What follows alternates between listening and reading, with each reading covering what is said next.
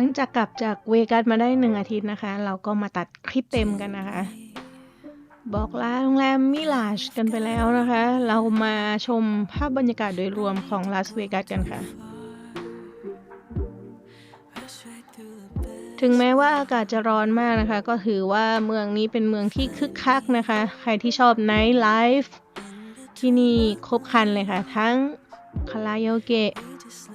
walking street luxury shopping อาหาร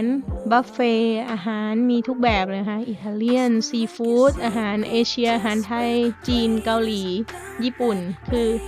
ต้องบอกว่าเป็นเมืองที่สนุกนะคะเหมาะกับการมาแฮงเอาท์กับกลุ่มเพื่อนแล้วก็มาชมบรรยากาศในโรงแรมแล้วก็สตรีทต่างๆนะคะคึกคักมากๆค่ะที่นี่คนไม่มีคำว่าหลับว่านอนนะคะตอนนี้เราก็เป็นภาพบรรยากาศของแรมซีซ่านะคะเพราะว่าเรามีเป้าหมายที่จะไปโรงแรมมิลาชกันนะคะการมาครั้งนี้เนื่องจากโรงแรมมิลาชนะคะเดิมทีเนี่ยเป็นโรงแรมที่มีโชว์เยอะมากนะเราเคยมาดูชินริมที่นี่นะคะและโชว์ที่เขามี permanent show ก็อย่างเช่นพวกโชว์นักร้องโชว์ต่างๆนะคะ sorry ค่ะนอกจากโชว์ต่างๆแล้วนะคะเมื่อโรงแรมนี้ปิดตัวลงนะคะเขายังมีการแจกเงินแจ็คพอตที่ค้างอยู่ในโรงแรมอีก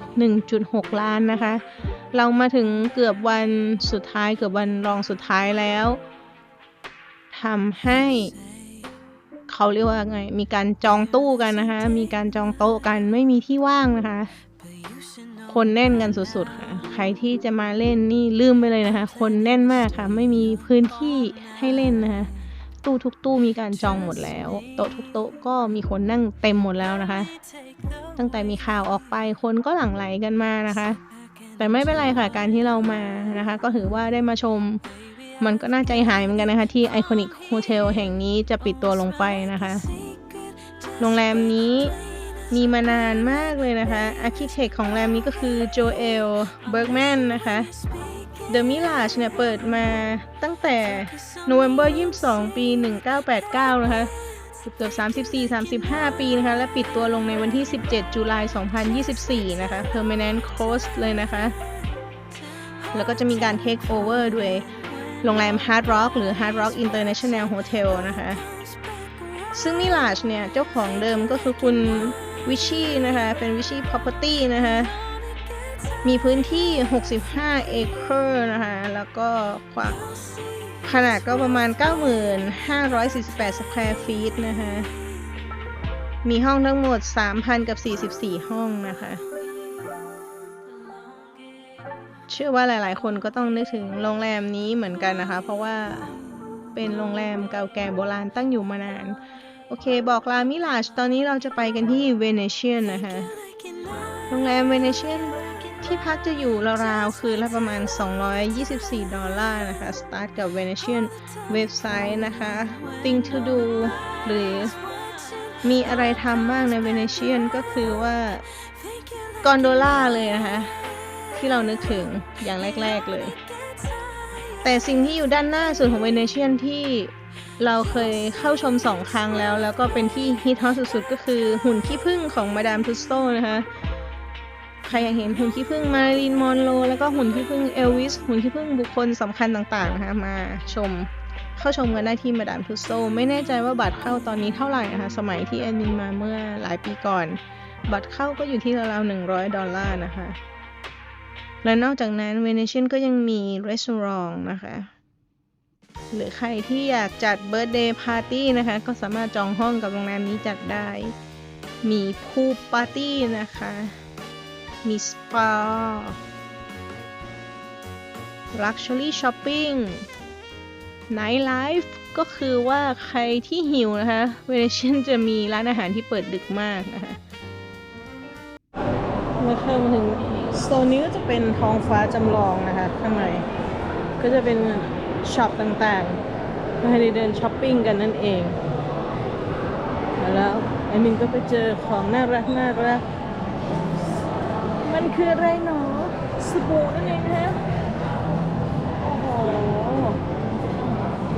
ไม่อยากอาบนะแต่อยากกิน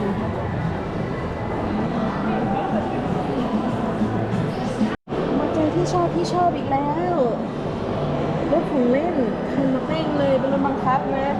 ของเล่นบูยสุดๆแต่นี่มีกระเป๋าเดินทางแบบนั่งได้ Oh my gosh that Formula One Oh my gosh ค่ะแล้วนี้ก็เป็นฮิตฮอตนะคะกอนโดล่าใครที่อยากนั่งกอนโดล่าก็สามารถบุ๊กกับทางโรงแรมได้นะคะแล้วก็มีจุดบุ๊กกิ้งตามริมแม่น้ำนะคะและสามารถบุ๊กมากับ booking.com ได้ด้วยนะคะนอกจากนี้ก็ยังมี getyourguide.com ก็ยังสามารถบุ๊กกอนโดล่าได้นะคะถามว่ามาเวกัสเนี่ยนอกจากเดินดูโรงแรมกินบัฟเฟ่กิจกรรมต่างๆแล้วมีอะไรอีกเวเนเชียนก็ยังมีทางเชื่อมนะคะเพื่อไปดูโชว์ที่สเฟียร์ได้นะคะมี Rock Climbing ในอาคารให้ด้วยนะคะก็คือการเรียนการฝึกการปีนเขานะคะแล้วก็ยังสามารถซื้อทัวร์จากลาสเวกัสไปเที่ยวเดย์ทริปอย่างรัฐข้างเคียงได้นะคะอย่างเช่นลาสเวกัสไปแกรนด์แคนยอนเฮลิคอปเตอร์ทัวร์เวสต์ริมนะคะจะอยู่ที่หัวละ$400นะคะหรือลาสเวกัสไปแอนโทรปแคนยอนแอนด์ฮอตชูเบรนนะคะใครที่เคยเห็นแม่น้ำโคโลราโดนะคะไหล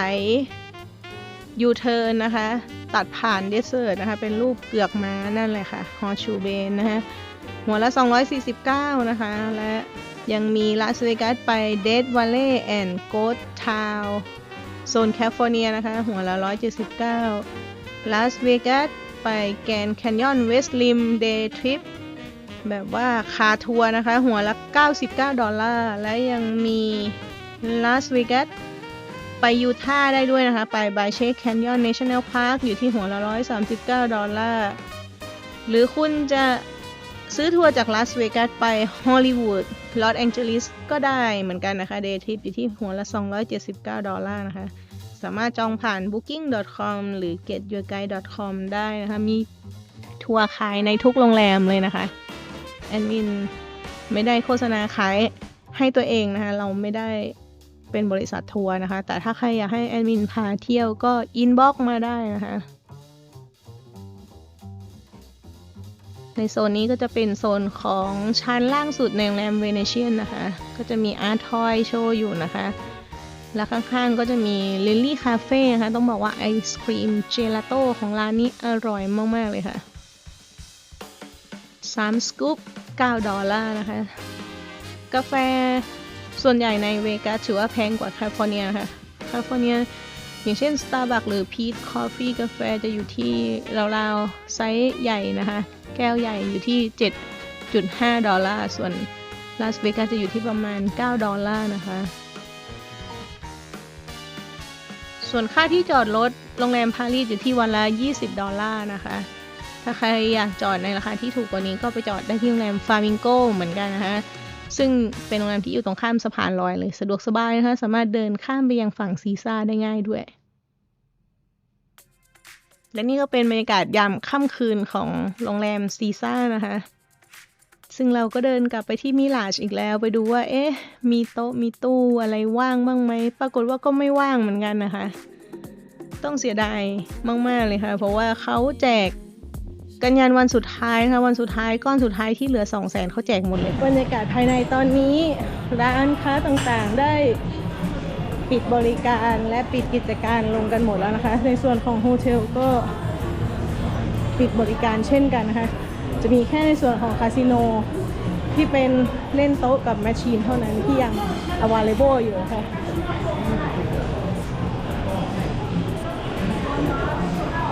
ร้านอาหารบางร้านยังเปิดทำการอยู่นะคะวันนี้เป็นวันรองสุดท้ายและวันพรุ่งนี้เป็นวันสุดท้ายนะคะเครื่องคาสิโนหลายๆเครื่องที่แจ็คพอตแตกไปแล้วก็ได้ปิดตัวลงเช่นกันนะคะค่ะเป็นภาพที่สลดใจเหมือนกันนะคะที่โรงแรมไอคอนิกแห่งนี้ได้ปิดตัวลงนะคะตู้คาสิโนส่วนใหญ่ก็ได้ปิดบริการไปแล้วเช่นกันนะคะเหลือแค่เป็นบางตู้เท่านั้นที่ยังเปิดอยู่แต่แจ็คพอตยังคงมีอยู่อีกเกือบ400,000เลยนะคะวันนี้ค่ะ เมื่อผิดหวังกับการไม่ได้ตู้ไม่ได้โต๊ะนะคะก็เดินคอตกกันออกมาค่ะแต่ไม่เป็นไรค่ะเราก็ได้ทานอาหารอร่อยๆกันไปหลายมื้อนะคะทางกอร์ดอนแรมซี่สเต็กนะคะไปทานอาหารจีนไปทานบุฟเฟ่เนื้อวากิวนำเข้าจากญี่ปุ่น A5 ค่ะที่ร้านช็อปปี้ในไชน่าทาวน์อร่อยมากเลยค่ะ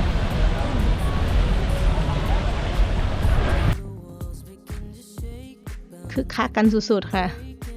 ไอมินเชื่อว่าคนที่เปิดห้องแล้วเข้าไปหลับมีน้อยมากค่ะขณะปกติไอมินเป็นคนนอนประมาณเที่ยงคืนนะคะตอนที่มานี่คือนอนตี 2 ตี 3เหมือนกันค่ะแล้วก็ตื่นพาน้องหงทองไปเดินดูน้ำพุตอนเช้าประมาณตี 5 ถึง 6 โมงเช้าค่ะกลายเป็นคนนอนเช้าไปเลยค่ะก็คือกลางคืนไม่นอนเลยค่ะมานอนตอนเช้าค่ะคึกคักกันสุดๆค่ะแล้วก็ถนนนี้จะอยู่ระหว่างแรมลิงก์กับโรงแรมฟลามิงโกนะคะก็จะมีพวกร้านอาหารร้านบาร์บีคิวร้านทอฟฟี่ร้านขนมมากมายเลยนะมีบาร์มีไนท์คลับ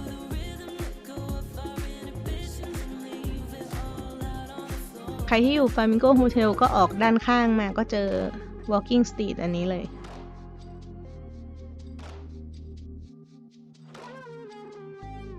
ต้องบอกเป็นเมืองที่คึกคักนะแอดมินมาที่นี่ประมาณครั้งนี้น่าจะครั้งที่11แล้วโดยหลักๆเราก็ไม่ได้มาเล่นคาสิโนเลยค่ะแล้วก็ชอบมาทาน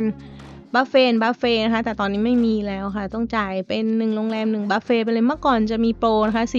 $49ภายใน24ชั่วโมงจะเดินกินโรงแรมไหนก็ได้ในเครือ11โรงแรมนะคะบัฟเฟ่กินได้ไม่อั้นทุกโรงแรมนะคะเพียง$49เท่านั้นใน24ชั่วโมงเมื่อก่อนต้องถือว่าเราชอบโปรนี้มากๆนี่ก็เป็น Hell Kitchen ของ Gordon Ramsay เหมือนกันนะคะเคยมาทานอยู่2ครั้งถือว่าอาหารรสชาติอร่อยค่ะบรรยากาศโซนนี้ก็เป็นโรงแรมซีซ่านะคะจะมีพระพรหมให้สักการะด้วยนะคะแล้วก็ขอพรกันไปแล้วพบกันคลิปหน้านะคะที่สแคมิดกับวิสเลอร์และก็แวนคูเวอร์ที่แคนาดานะคะเดี๋ยวไปดูกันค่ะว่าจะไฮได้กี่เขาและปีนได้กี่เขาปั่นได้กี่ชั่วโมงนะคะฝากติดตามคลิปหน้าด้วยนะคะสวัสดีฝันดีราตรีสวัสดิ์ค่ะ